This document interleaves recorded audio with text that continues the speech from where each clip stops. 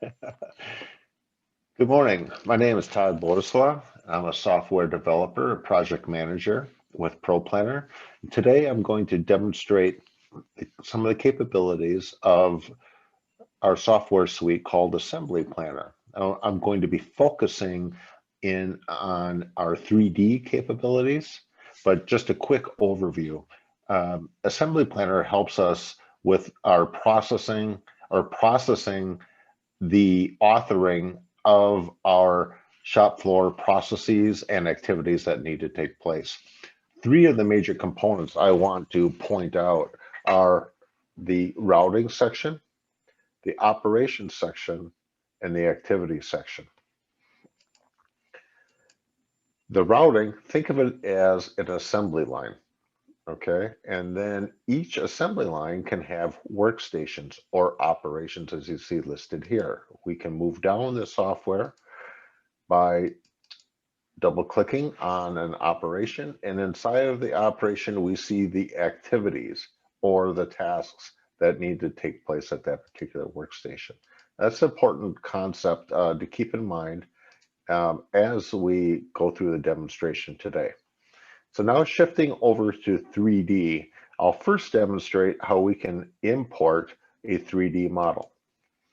We do that by coming into our CAD library. This CAD library will look through a catalog of all 3D files that have been converted. Now, conversion takes place to take your native CAD file formats and convert them over to a lightweight format that is easily used and a little more efficient to be used inside of Assembly Planner. So consider it like a lightweight model converted from your native CAD. You can certainly search all of your 3D converted files.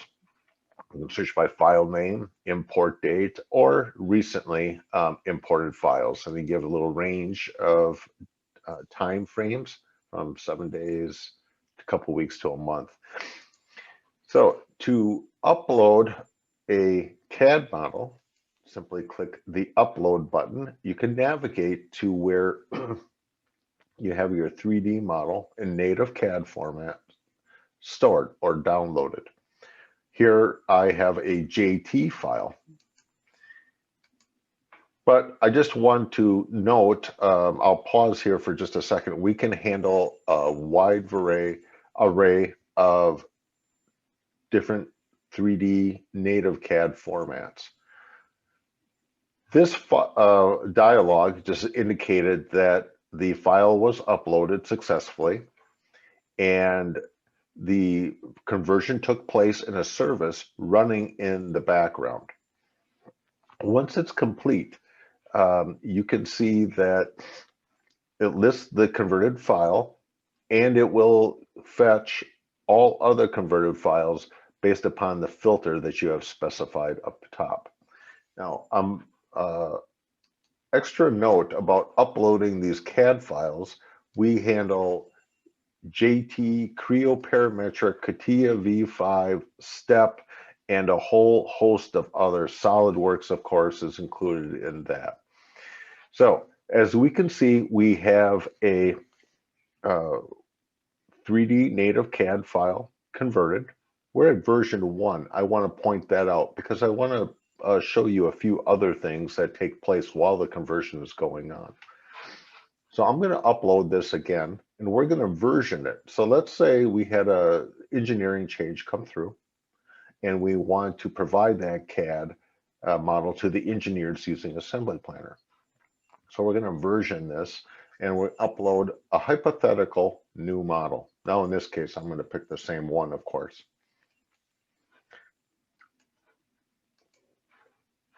It's been uploaded. Notice our job is running, and we could also monitor the job queue this way.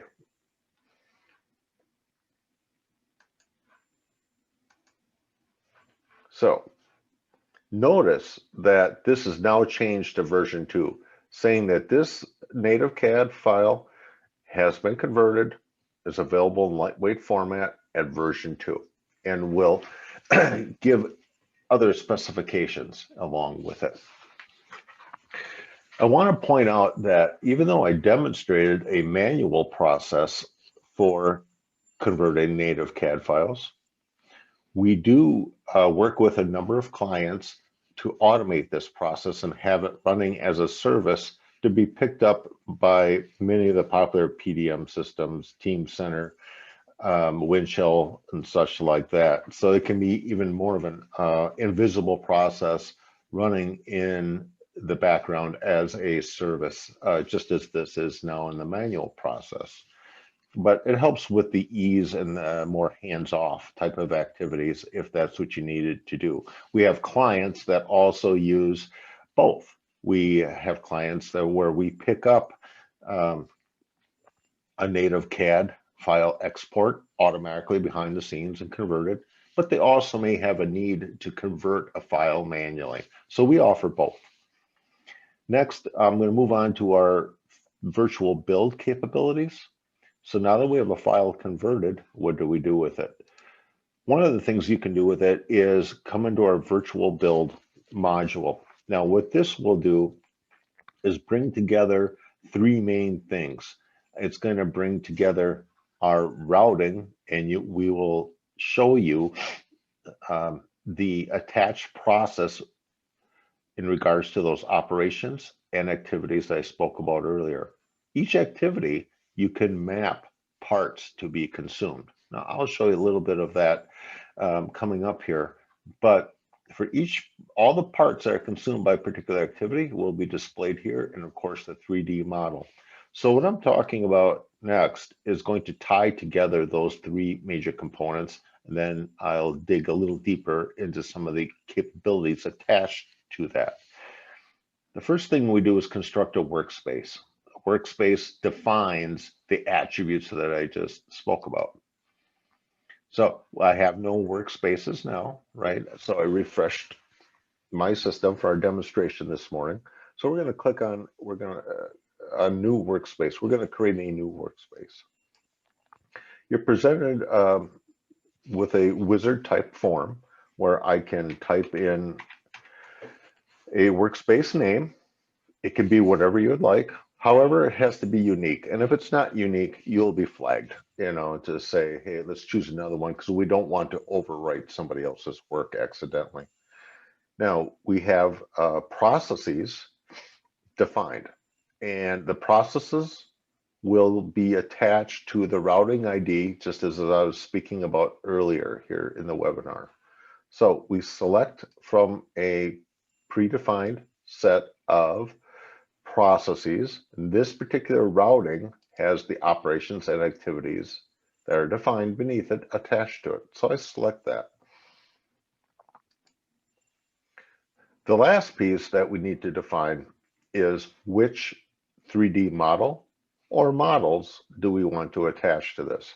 So currently assigned CAD files, we click the add button, and you are presented with a very similar looking search control to help you find the CAD model or models that you're looking for. Now, keep in mind, I'm saying model or models. You can have more than one model attached to a workspace. For instance, you may want to create work instructions or view a process for an engine. However, you may not want to show that engine floating in air. So you might want to show the frame of the vehicle and all the supports and brackets associated with that as a reference. You can do that. So similarly, we search for our 3D models. Now here we can pick which version that we would like. I'm going to pick version 2, but if you wanted more models, you just go ahead and select them. Once we're satisfied with that, I'm just going to go with one model today for simplicity's sake. We click the save button. This gives you a little preview here now of all the models attached to your process and thus ultimately the workspace. Once I'm satisfied with that definition, I can click Save Workspace. Now, when I open up the Workspace Manager form, you can see I have a defined workspace. Let's go ahead and open that.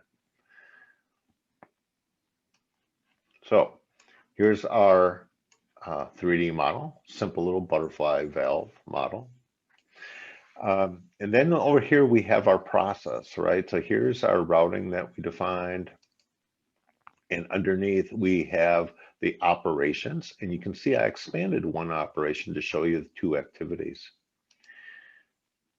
And then we have some more activities, okay? So now the important thing is when I click on one of these activities, I can see the parts that are defined to be consumed at that particular point in the process.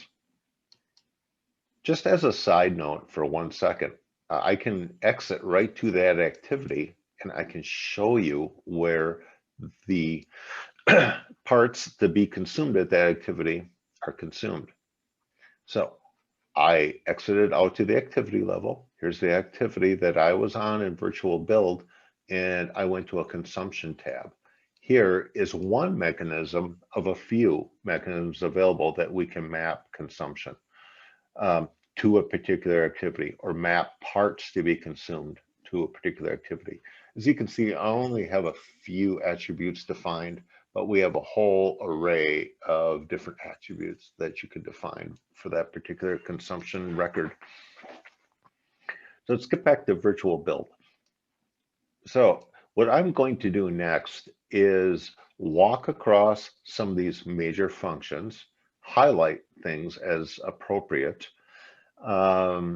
just discuss others where I think it's fairly well self-explanatory. Pardon the disruption. Then I'll dig into each of these other tabs and show you what they're about. So the first thing I wanted to point out is a refresh. So we can refresh our data on this particular module one of three ways. The default is just a refresh of the 3D viewer. We can refresh just the process data. So let's say you exited out and process data needs to be refreshed for whatever reason. You can hit this manually, but we do have an auto refresh as you come in. Or you can fully refresh the whole workspace. Now this is segregated out separately only because some 3D models can get really large. So it gives you that choice.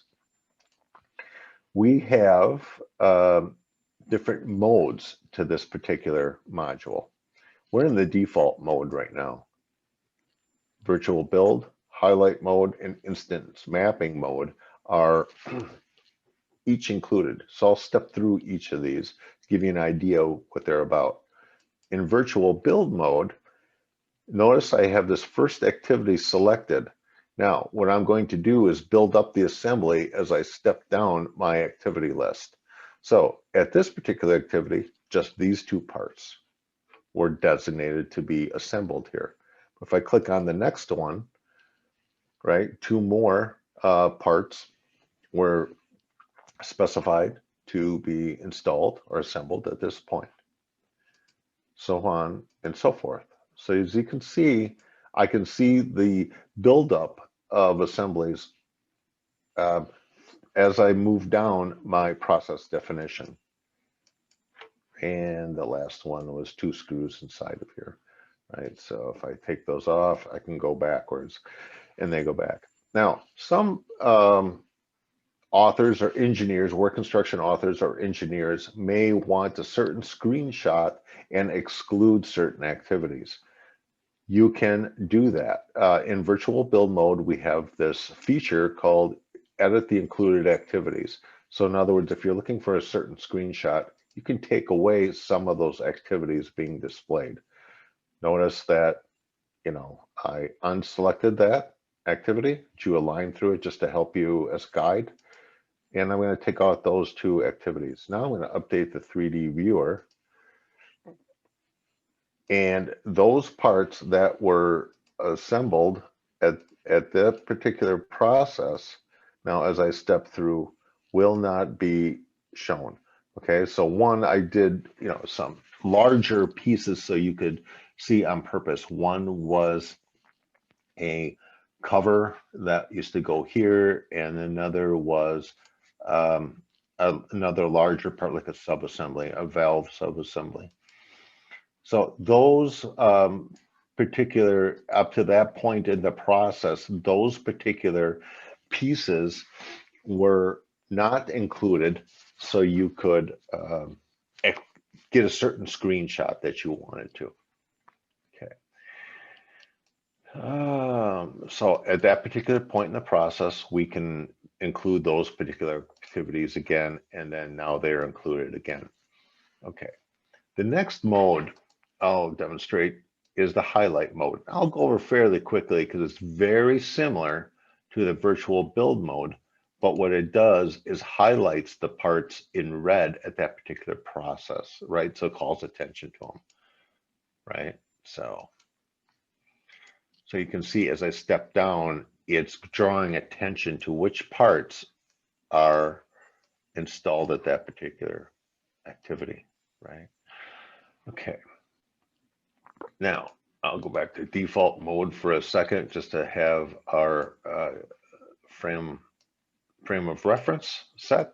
The next one is instance mapping mode. Now, consider it this way. Say, for instance, on this particular process I have highlighted here, this activity, I need 2 screws, but I may only want to talk about one of those screws at a particular process. In other words, consider a vehicle with 10,000 screws. And at this particular process, I want to discuss or show or install 10 of those. So which 10 of that larger grouping are we going to want to talk about and display during the virtual build process? That's why we provide this instance mapping mode. So let's go back up here. Let's go into instance mapping mode. And as I step through my process, it's going to highlight the candidate parts in yellow, or I guess it's an orangish color. And in this case, there's one of each. So there's not really any mapping to do because it's a one-to-one relationship, right? There's one arm on this assembly, so you really wouldn't want to do anything. But let's go down here to 3 screws. So the third one is hidden underneath there, right? So you can see where that is. So I have 3 to install. Now let's say that there were a total of 10 screws on this. I have to install 3. Which 3? Well, it highlighted my candidates for me. I click on it, and once I'm happy with my selections, I can right click and accept my choices. So now it will highlight that I have 2 maps out of the total 3. So I have partial work done. I may have to go back and identify a 3rd candidate. So that's instance mapping mode, and that's automatic. That work is done and saved back to the workspace. So each time you come into this workspace, it will highlight this for you. We retain that record of that mapping that you have done. So those are the 4 different modes. We'll go back into default mode. We can edit some consumption records up here. So if I, with an activity, checked out, now we have a concept of check in, check out.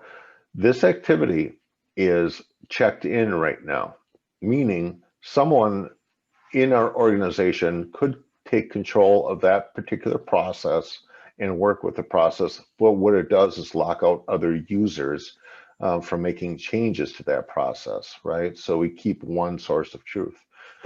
So to check out this process, I simply right click and there's a routing checkout all selection. So I'm taking ownership of this process.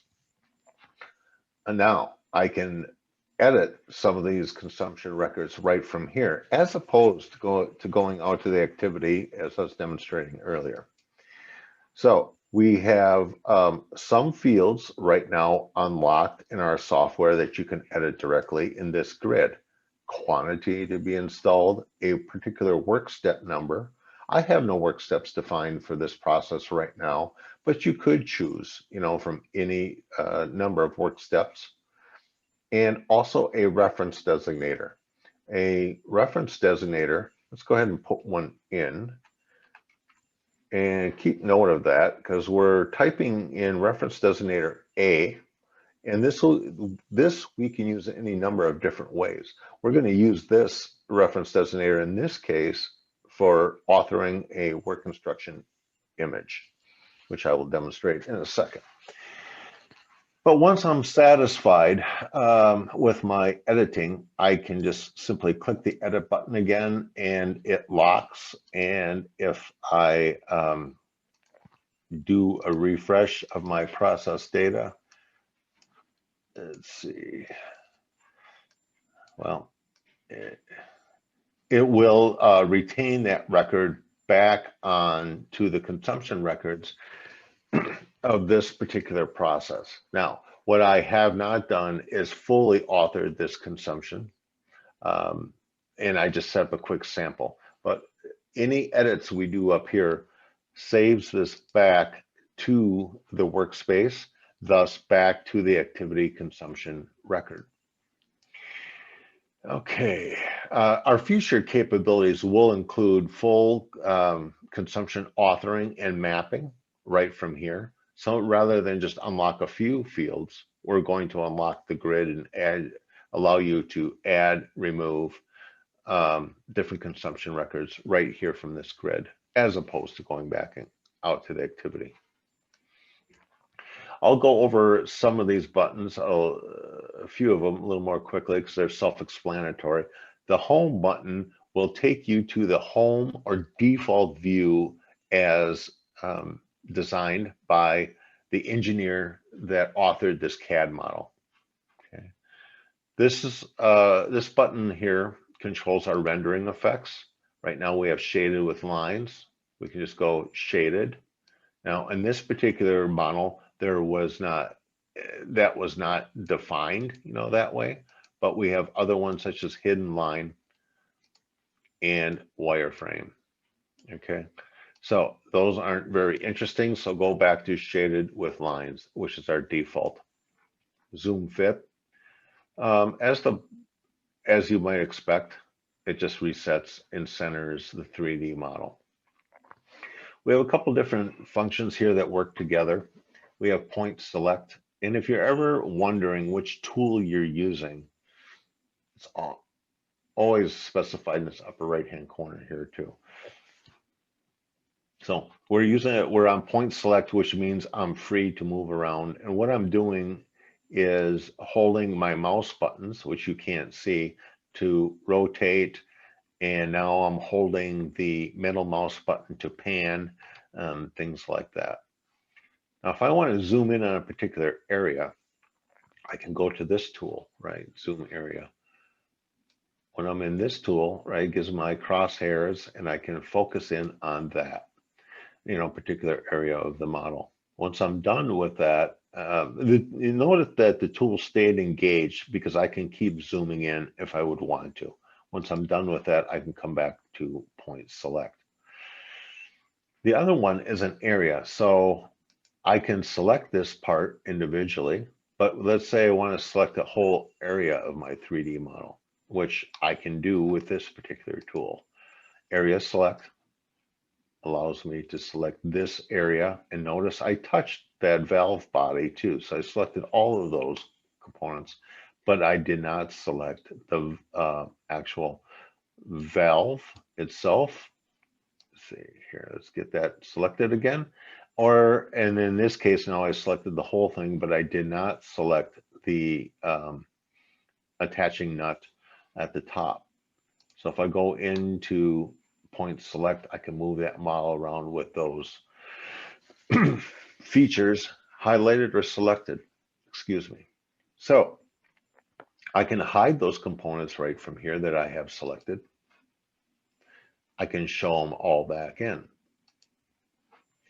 And as you might expect, I can change the colors by selecting a part, and I can change the color of that particular part. Okay. So So I went kind of quickly. What I meant to show you is that there are a number of different colors that are available out of the box. I'll show you in our admin tools um, how an administrator of Assembly Planner can go ahead and add more colors that are available to all users of Assembly Planner in your organization.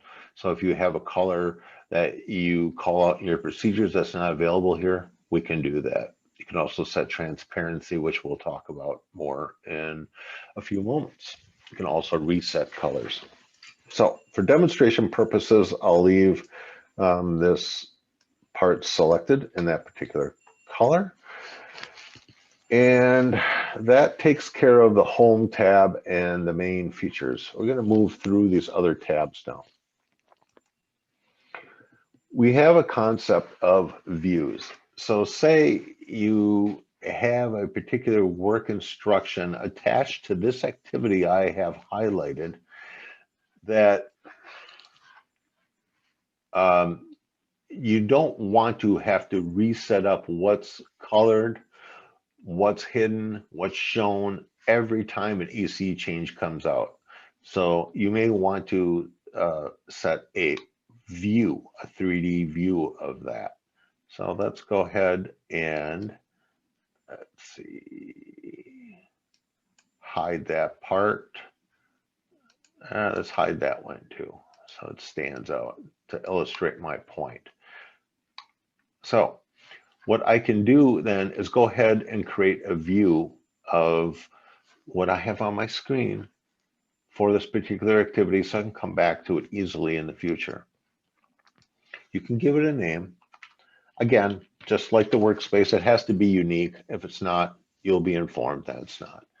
So you can provide a description if you want. That's there for the users. It's not mandatory. Only the name is mandatory. But if you want some reference data attached to that view for people to reference in the future, you can do that here.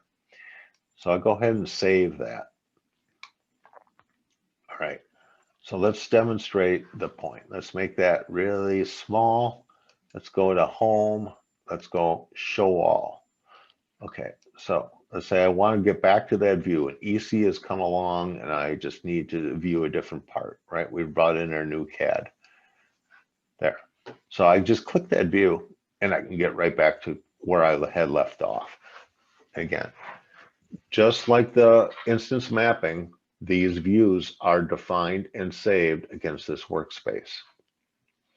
You can change some attributes of the view. You can update the view. You can remove it. All right. So another point another feature that's important to point out at this point, because what I did is talked about selecting parts and maneuvering in and around the model. So far, I've only discussed the process tree. We also have another tab here called CAD Model. This is all the CAD nodes specified in this particular 3D model. Okay, so you can see that I have a number of parts turned on, turned off, and you can see what's available. I can always turn everything on, from that tree view as well. Now, I can I can see the different attributes of this particular CAD node. So let's go over here. There's a flyout panel. It's called Properties. I'm going to pin it for now. And now in this case, there's not a lot of interesting metadata with this model because of its simplicity. But in more advanced models in your organization, your design engineers may specify a lot of different metadata, that your shop floor engineers will want to view and work with. Those will all be displayed here. The CAD node properties section is properties about that CAD node that we at a Proplanner or Assembly Planner pick up and assign different attributes to it. And that information is gathered from inside of your 3D model, right? So we can just hide that again. Okay. Just wanted to point out the importance of the model tree. It's always here for you to work with, right? So we can go to, I'm back on the process tab. I went a little quick, apologize. Back on the consumption grid, I'm highlighting this particular record. There's also a feature to find it in the model tree, right? So there's the arm that we were talking about. It's this, and I believe that the color is green already, but it does highlight green when you do that search. All right, so I left off on the Views tab. Now we're going to talk about our snapshot imaging capabilities. I can grab a screenshot of what's ever viewed here in the our 3D viewer by simply clicking this snapshot button. So it presents you with this preview window. We have a button called Quick Edit.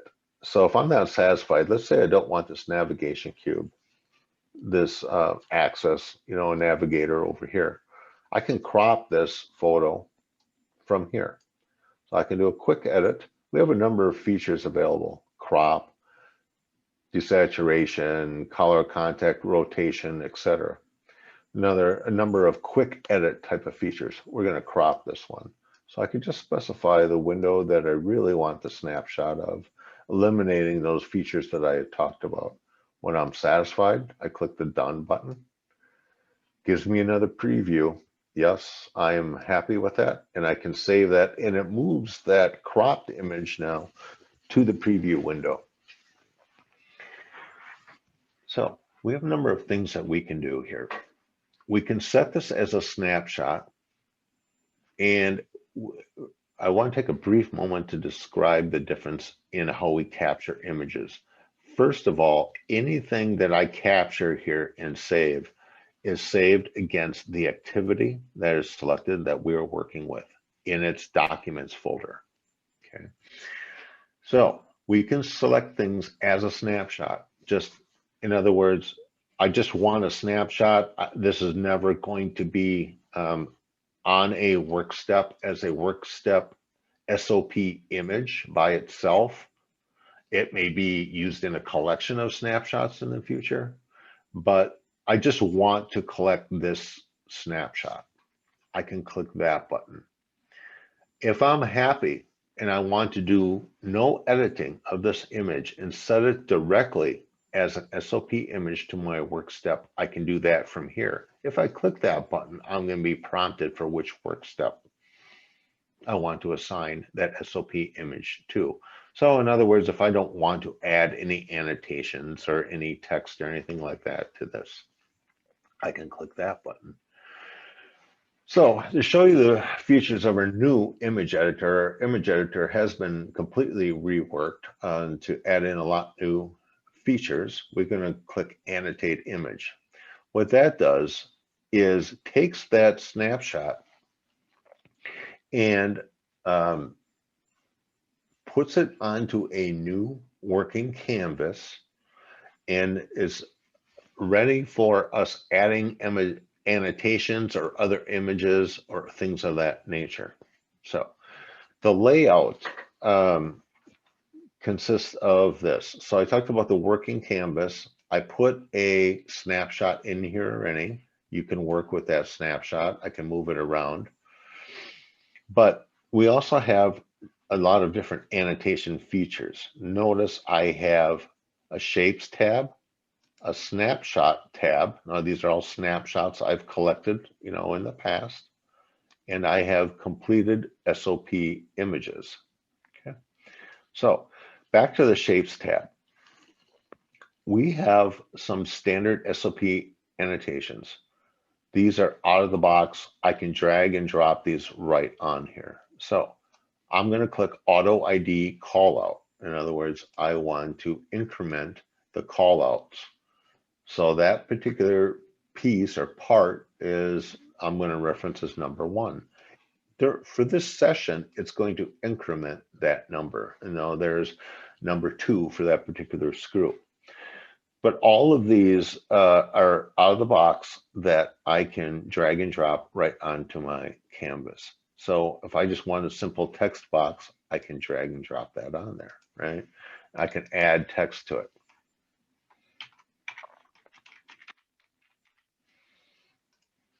Okay. Now, At a session level, and I'll point out there's some admin features in the future, any author of a work instruction can change the attributes. So if you're not happy with the lines, I can select that particular object. I can change the stroke color to, let's say, red. I can also change some more properties of that particular annotation. So let's say I want the line to be a little thicker, right? And I can also change attributes about the text, right? I can also change the background or the fill color if I wanted to, particularly here. Okay.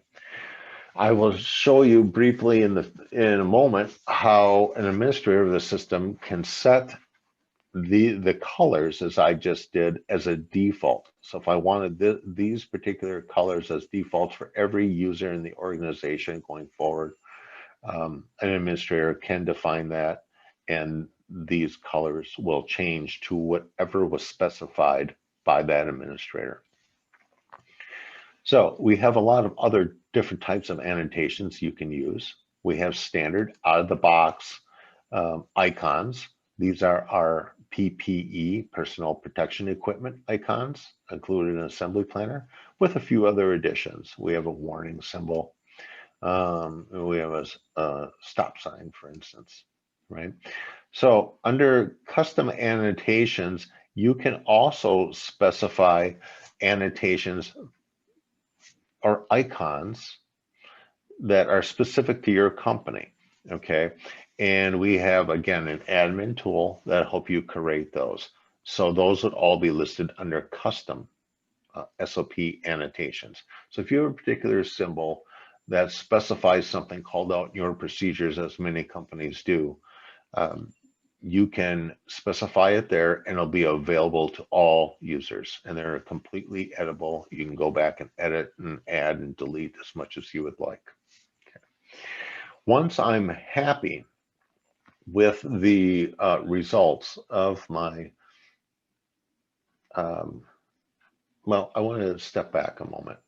I want to point out that I can also add more images to this diagram very easily. I was going to talk about saving this, but we're going to step back to another point. Remember, I said I have a collection of snapshots, and I may want to use more than one image to create this particular work instruction image, or this SOP image. All I'm doing is I selected a snapshot from the gallery and I'm dragging and dropping. Now, of course, that's a little obnoxious.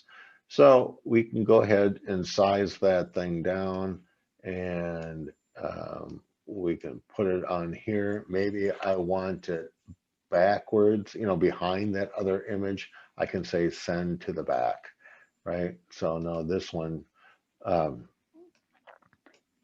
is displayed on top of the other image. So since that doesn't make so much sense, I'm going to bring it back to the front. Okay, the other way you can bring in images are with this picture from file button.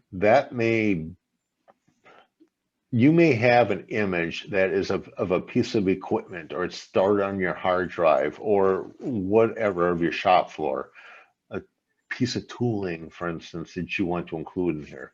You can just click that button, and then you can navigate to wherever that image is stored, click open, and then it will be displayed on your working canvas for you. All right. So once we're satisfied, we can hit Save Image. Now, a really cool feature about our image editor is that we can go back and edit these things. We save these images in two ways. We save a flat 2D image that's going to be displayed in things like work instructions, but we also save a layered document along with it that allows you to go back and edit.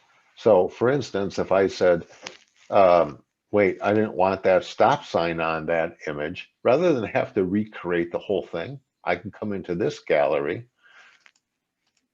I can select SOP image I want to edit. Note I'm on SOP Images tab. I can hit Edit Diagram.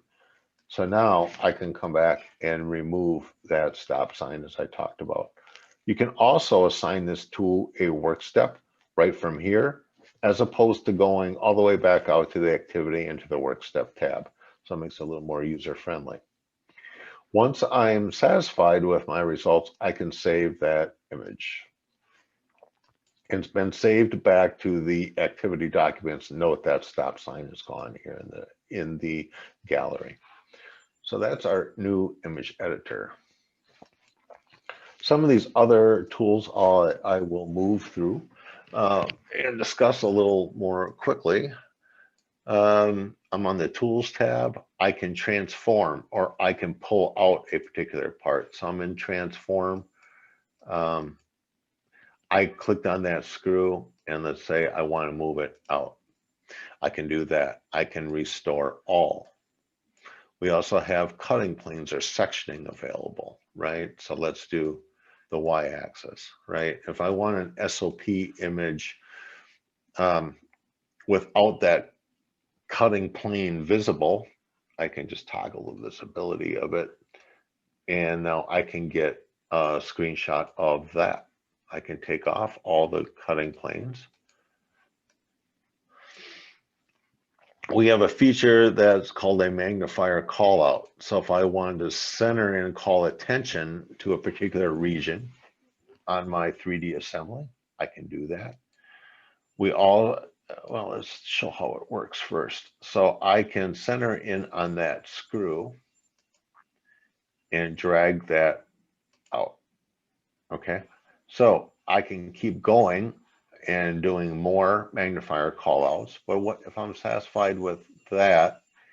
I can go back out of this particular tool to the point select, and now I can leave that callout displayed while I go ahead and take a snapshot, for instance. If I want the zoom factor to be changed, I can do that here, or the actual lens size to be changed, I can do that here, right? So I can adjust those things. I can also clear them all.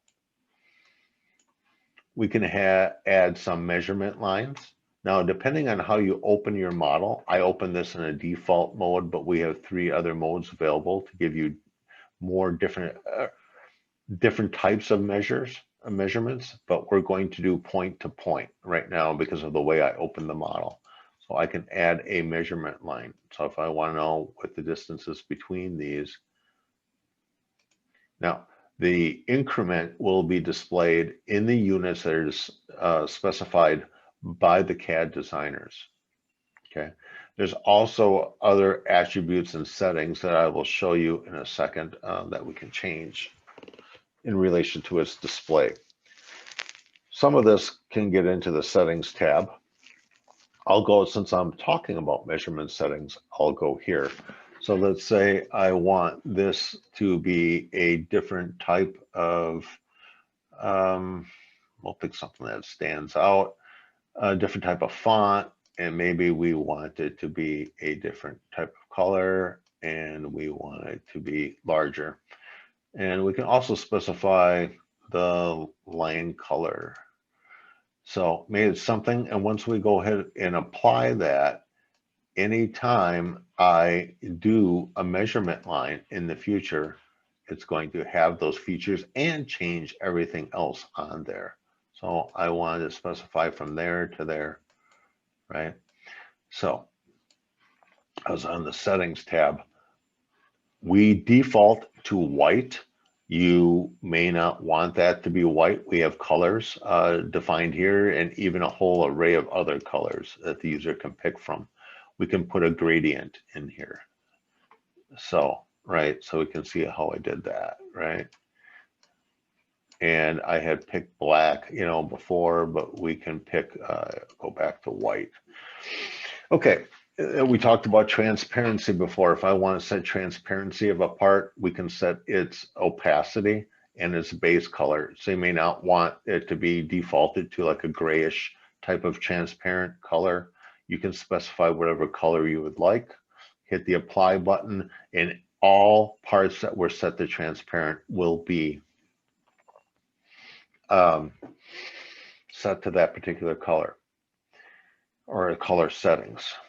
If you turn off one of these panels, you can get them back on just by coming here and toggling them on and off, along with the axis and the navigation cube. Okay. The admin section specifies the default background color. These are admins of Assembly Planner, right? So not everyone will have access to this, just our administrators. So default back color, use the gradient, add that custom color like I spoke about earlier. Default image size, so that is the working space inside the image editor. And the magnifier callouts, we can set defaults for that. The other admin features that are available in the image editor. I'm going back into that for a second, and there's another admin button in here. So here's where I talked about you can add another annotation. Once you specify the shape you want, you can change its font settings, you can add connectors, rectangles, you'll have fill and line color along with line thickness on the property side. If you want to make an image icon, as I showed you, like our PPE or the warning icons, you can simply drop that down, navigate to where your image is. It will display a preview here, and you click Save. I can manage any custom shapes that I want to too. Okay. The color settings that I talked about, remember I said an admin can specify different colors and fonts and thicknesses for these annotations. They can do that all here. So once an admin does this, what it's going to do is prompt that admin to save the settings, refresh the templates, and then at that point, every time a user logs into Assembly Planner, they will see those settings. That not only goes for the image editor administrator functions, but it also goes from the administrator settings that I talked about here as well. So that concludes my overview of importing CAD models and working with those CAD models inside of our virtual build library. So again, my name is Todd Bodeslaw. I'm with Proplanner, and I thank you for your time today.